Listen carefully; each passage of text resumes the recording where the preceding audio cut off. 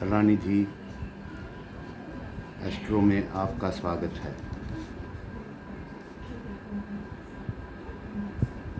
आप अपनी कुंडली में स्वयं देखें कि ये योग हमारे बच्चे की कुंडली में तो नहीं है। ये कुछ योग ऐसे होते हैं जो व्यक्ति को जीवन भर परेशान करते हैं, जिन्हें कि बालारिष्ट योग कहा जाता है। बालारिष्ट योग होने से 12 आयु तक विशेष कष्टप्रद होते हैं एवं जीवन भर ये योग व्यक्ति को परेशानियों में डालते रहते हैं। आप स्वयं अपनी कुंडली में देखें, आपके या आपके परिवार की किसी कुंडली में या किसी बच्चे की कुंडली में ये योग तो नहीं है और आप डॉक्टरों के चक्कर काट रहे हैं और अपना धन व्यय कर रहे हैं। ऐसे योगों के होने पर उनके उपाय करने पर दवाई शीघ्र असर करती है एवं व्यक्ति स्वस्थ होता है, संपन्न होता है और घर में सुख समृद्धि आती है।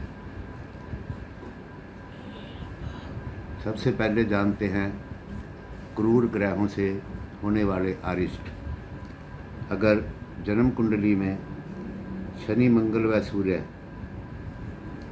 ये तीनों क्रूर ग्रह शुभ ग्रहों से दृष्ट ना हो और जन्म कुंडली के 8वें, 9वें एवं 12वें भाव में कहीं पर बैठे हों तो यह बालक के लिए कष्टप्रद होते हैं।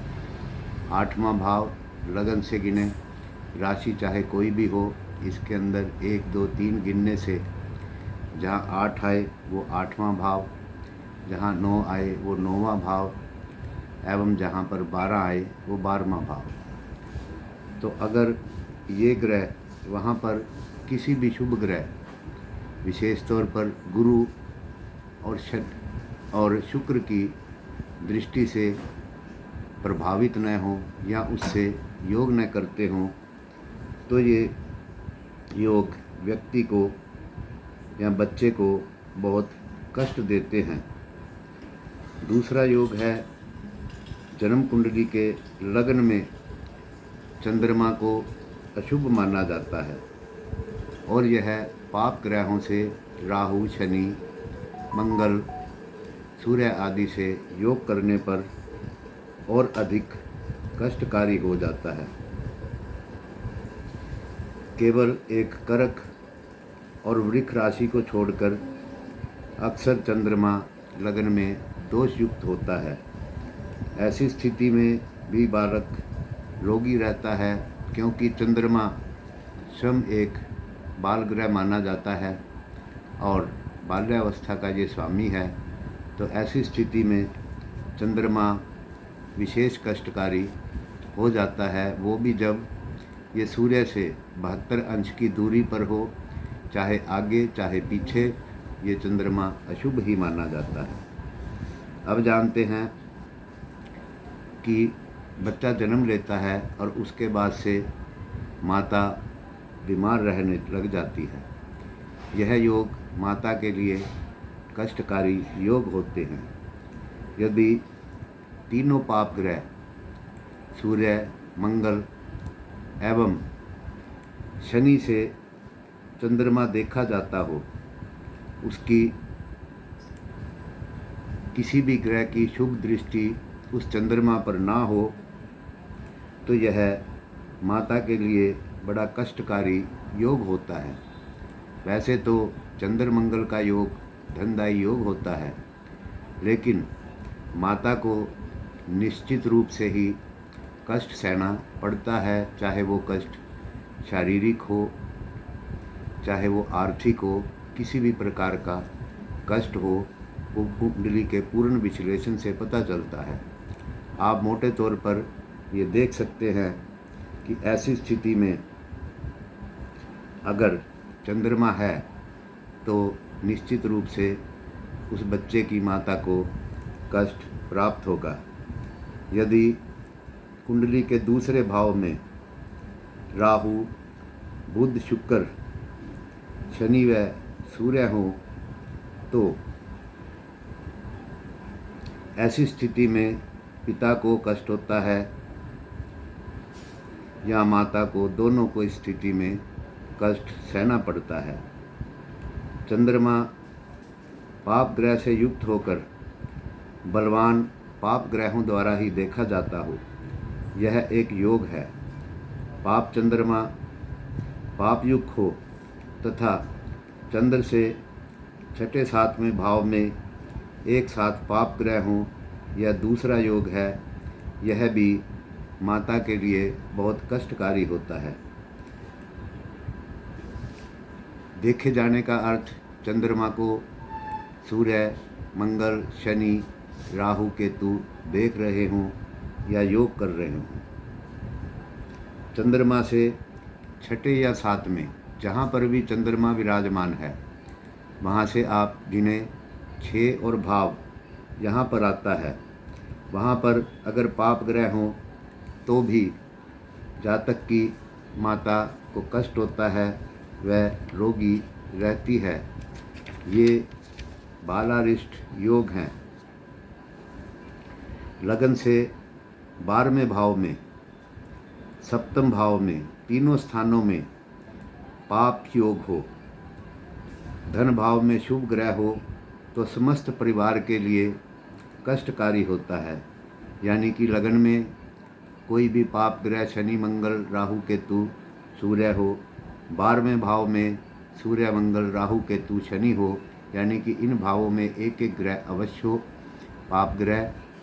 एवं सप्तम भाव, ऐसे ही लगन से 7 गिनने पर सप्तम भाव में भी अगर पाप ग्रह है तो एवं धन भाव में शुभ ग्रह है, यानी कि दूसरे भाव में शुभ ग्रह है, तो भी यह योग पूरे परिवार के लिए कष्टकारक होता है। जन्म समय अगर सूर्य पाप ग्रहों से युक्त हो अथवा 2 पाप ग्रहों के बीच में हो, यानी कि सूर्य के साथ शनि राहु का योग हो, तो भी पिता के लिए अनिष्टकारक होता है। चंद्रमा से राहु का योग हो तो माता के लिए विशेष अनिष्टकारक होता है। अथवा 2 पाप ग्रहों के मध्य हो, यानी कि जहाँ पर भी कुंडली में सूर्य विराजमान है उससे दूसरे भाव में पाप ग्रह हो एवं 12वें भाव में पाप ग्रह हो, यह ग्रह का पाप कर्तृ योग बनता है। इससे भी जातक के पिता को कष्ट प्राप्त होता है। 10वें भाव में वैसे तो मंगल को बलि कहा जाता है, लेकिन अगर यह मंगल शत्रु राशि में हो तो भी पिता को कष्ट होता है। छठे भाव में चंद्रमा, यानी लगन से 6 गिनने पर चंद्रमा विराजमान हो, लगन में शनि हो एवं सप्तम भाव में मंगल हो तो भी यह योग पिता के लिए विशेष कष्टकारक होता है। तो ये है कुछ ऐसे योग जो कि माता पिता एवं स्वयं बच्चे को कष्ट देते हैं।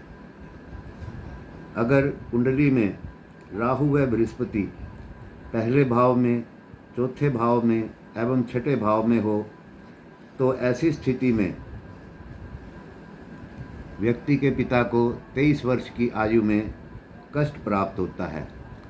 तो ये तो कुछ ऐसे अनिष्टकारी योग हैं जिनसे आप सावधानीपूर्वक उन ग्रहों के दान, उन ग्रहों के जप करके आप अपनी एवं अपने बच्चे की स्वयं रक्षा कर सकते हैं।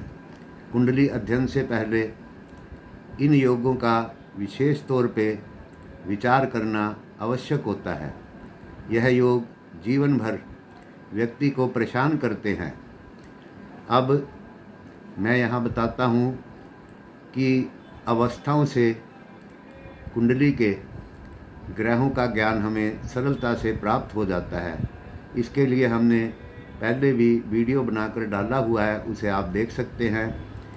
यहाँ पर मैं दोबारा बता रहा हूँ कि ग्रहों की अवस्थाओं में बाल आदि अवस्थाएं विशेष महत्व रखती हैं।